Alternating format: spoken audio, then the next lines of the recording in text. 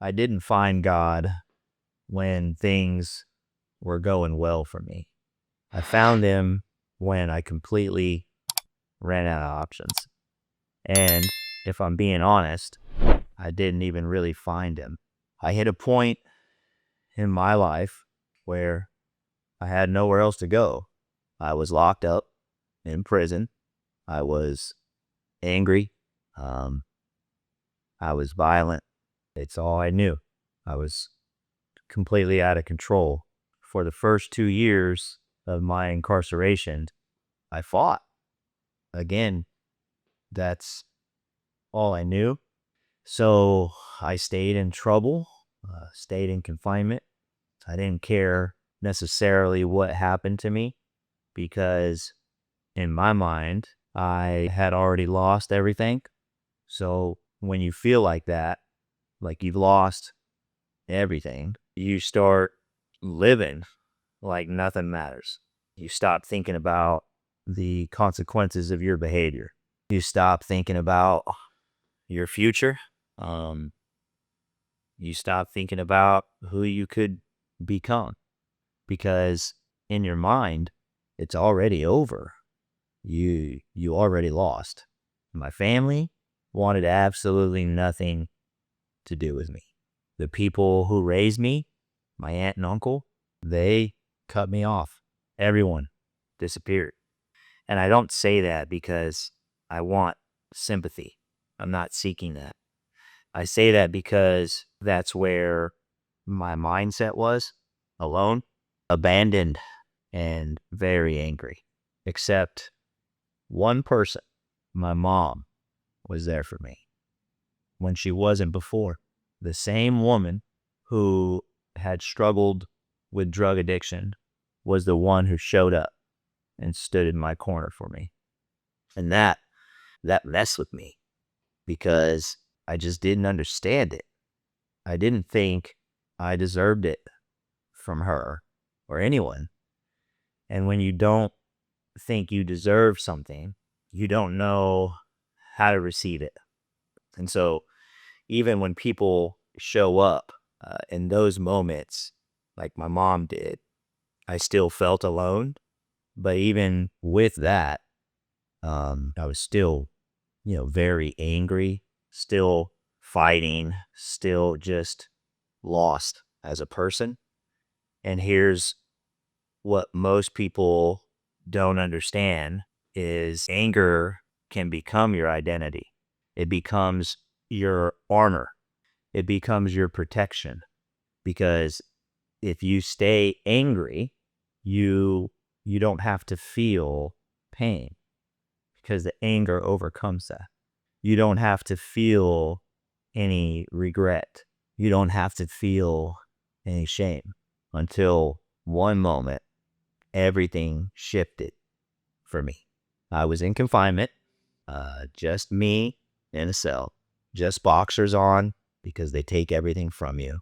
No distractions, no noise because they want it quiet, no escape, just heat, sweat, and more silence. So I was stuck with my thoughts. And when you sit in silence long enough, your thoughts get really loud. I remember just sitting there, staring at the wall. I'm in a pool of sweat. And for the first time, I couldn't distract myself. No one to impress, no one to fight, no one to, distract me with conversation. And ultimately, no one to blame. It was just me. And I started thinking, how in the world did I end up here? And not having anyone to blame in a very real way was shocking because every decision, every choice, every moment led me to that cell. And the weight of all that is just different than anything that I've ever felt. Because when you can't blame anyone else for your circumstances, you have to face yourself. And I didn't like what I saw, and I broke down. Not physically emotionally, it broke me to my core. So I started crying, and I hadn't done that in a very long time. And here's the part men specifically don't want to admit, right? Is I felt weak. Even saying it bothers me. I felt lost and completely out of control. And I truly hated that feeling. But I couldn't run from it. So I said something I never thought I would actually say. And I said, God, if you're real, I need you to show me. Because if you don't show me, I'm about to fully embrace this life.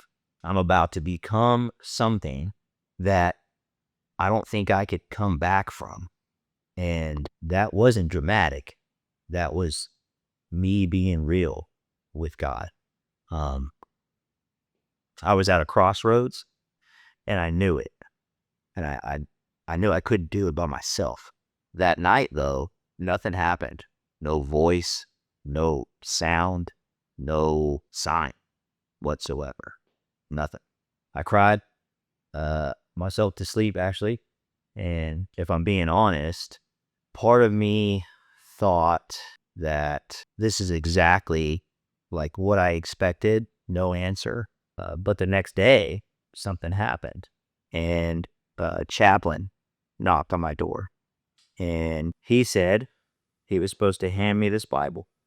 And he told me that he was not supposed to go there that day, but he did. And told me to start with the New Testament.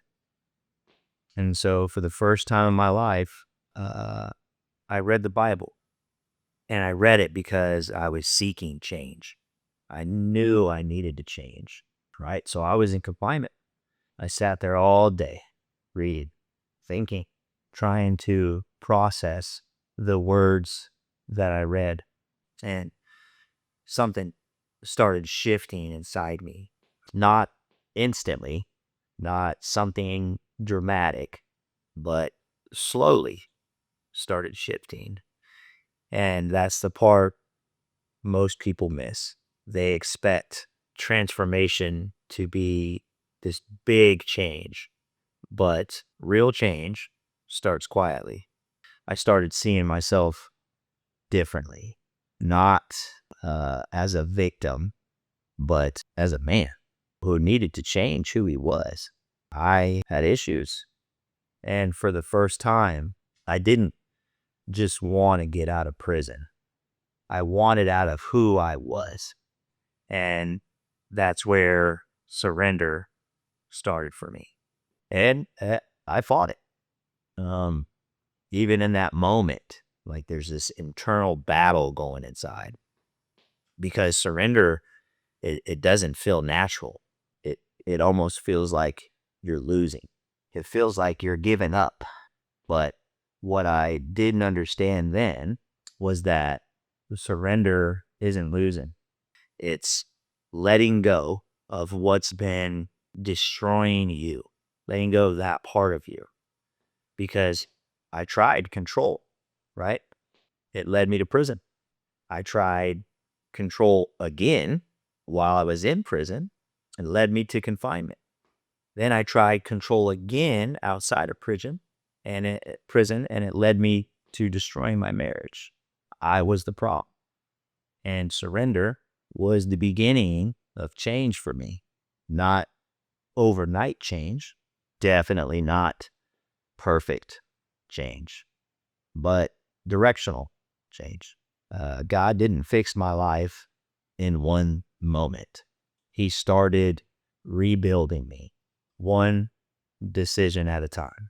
And if you're listening to this and you feel like you are holding everything together, but on the inside, you're exhausted. You feel something is off. You don't need more control. Okay. You need to surrender. You're not getting up. You're letting go. And I know it's hard because we're men, but the man you're trying to be can't be built on this version of you that refuses to change. And in the next episode, I'm going to show you what rebuilding actually look like day by day, decision by decision, because surrender is just the beginning of the process, not the finish line. If this resonated with you, or if it hits you, don't keep it to yourself. Send it to someone who needs it. And if you're in that place yourself right now, then don't carry it alone. We're not meant to do this alone.